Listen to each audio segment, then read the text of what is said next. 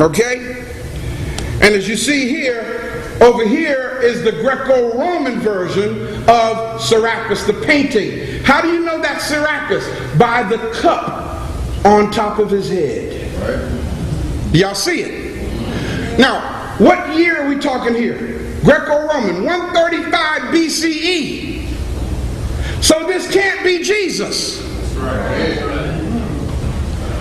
If he had existed, it can't be Jesus. Right. You follow what I'm saying? This is the image that the Greeks made the Africans worship. Yeah, buddy. In fact, to show you how deep this goes, there was a correspondence from Emperor Hadrian referring to the Alexandrian worshippers. Where's Alexandria? Come on, talk to me. Where's Alexandria? In Egypt, Africa, right? Yes. The Alexandrian worshippers of Serapis calling themselves what? The bishops of Christ. Now that's deep. There was no Jesus. There was no Jesus. There was no Jesus. There was no Jesus.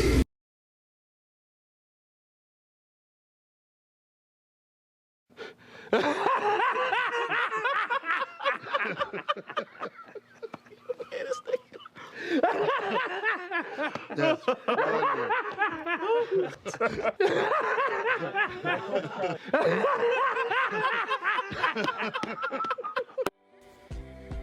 What's going on, guys?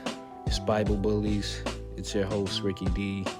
I hope you guys were as amused as I was when watching that clip. That clip right there is a clip of a quote-unquote Pastor Ray Hagin.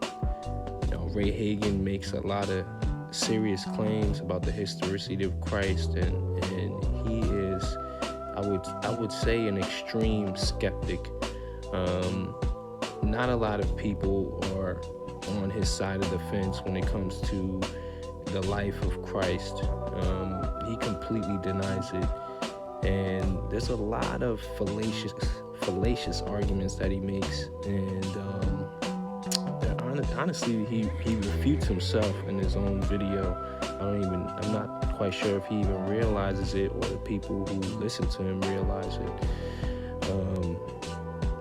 Nevertheless, a lot of people hold to these arguments, so I'm going to try to knock them down one by one as best as I can. I mean, it shouldn't be that hard, but let's give it a shot. So, a lot of things that he alludes to are just outright false or misinterpretations.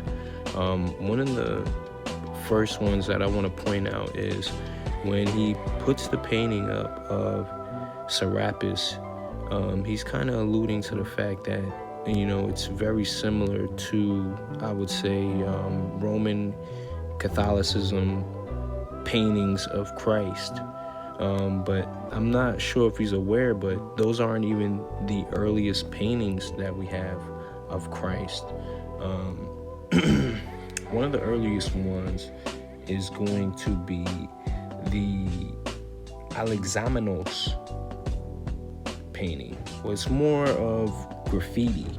This would be artwork mocking Christ. So they have Christ on the cross, and they draw a donkey head for his head, and then they're drawing another person bending down, worshiping, and that's supposed to be Alexamenos. They're ridiculing a particular Christian at this time, and this would be dated to the 1st century.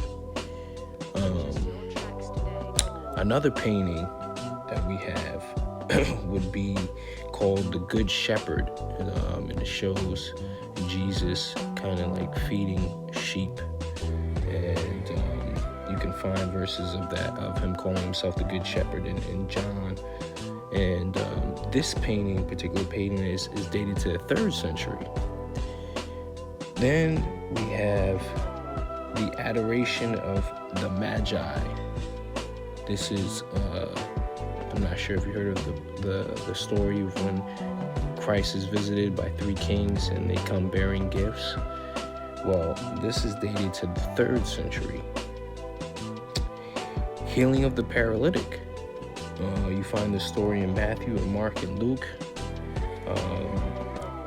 People bringing a paralytic through the roof so he can get healed by Christ. This picture is dated to the 3rd century.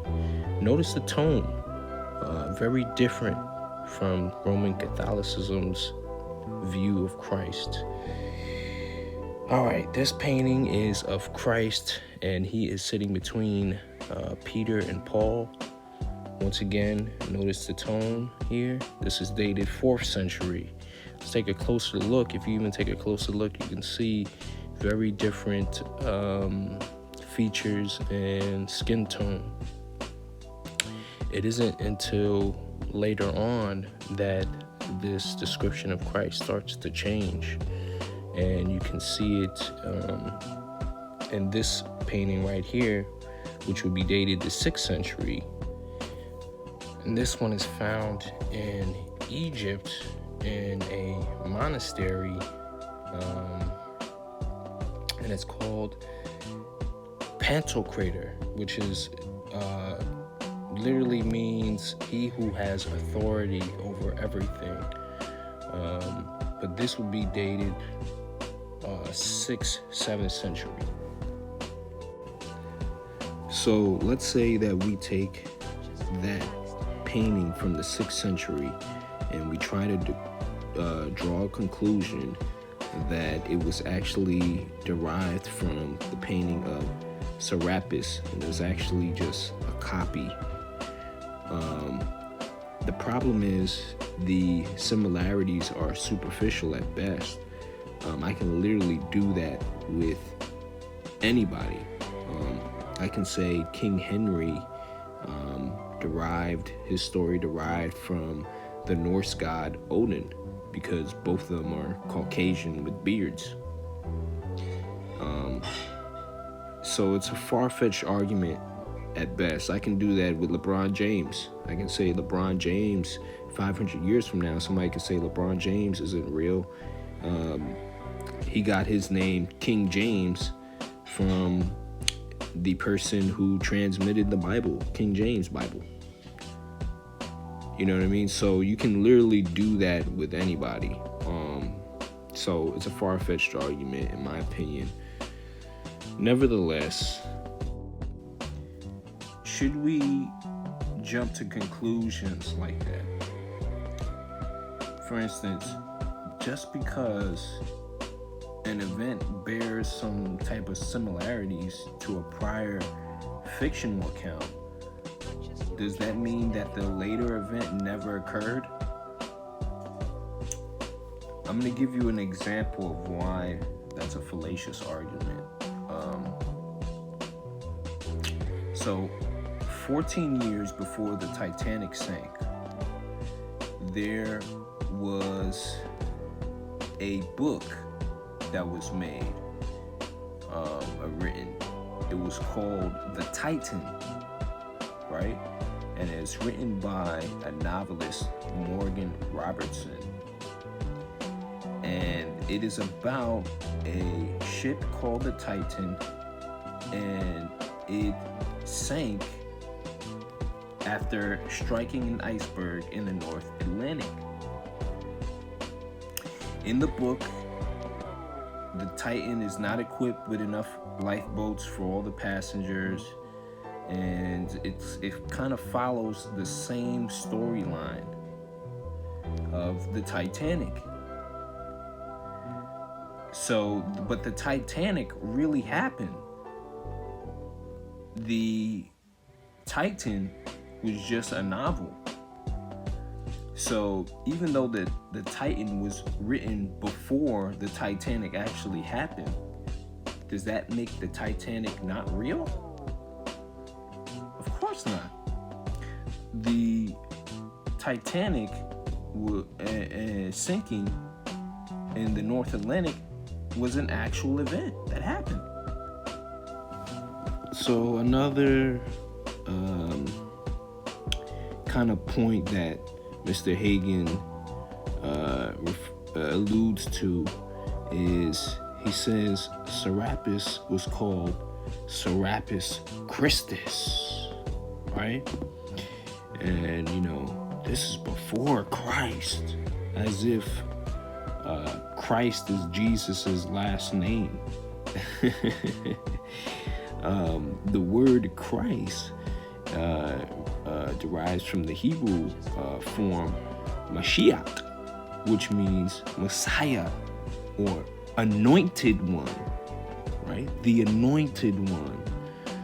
So the problem with that is that phrase Mashiach or Christ predates Serapis by a long shot. I mean, hundreds of years, centuries.